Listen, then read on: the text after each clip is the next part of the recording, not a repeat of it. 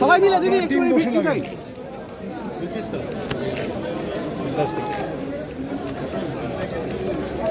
দারুণ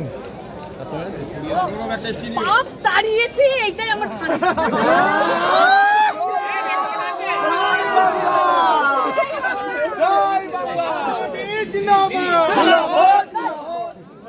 বলছি সালা বড্ড ঝামেলিয়েছে।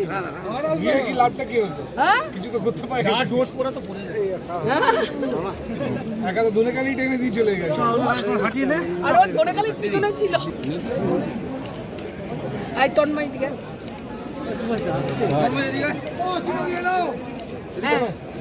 মালা আছে এই তো দৌড়াবেন ছবিটা না।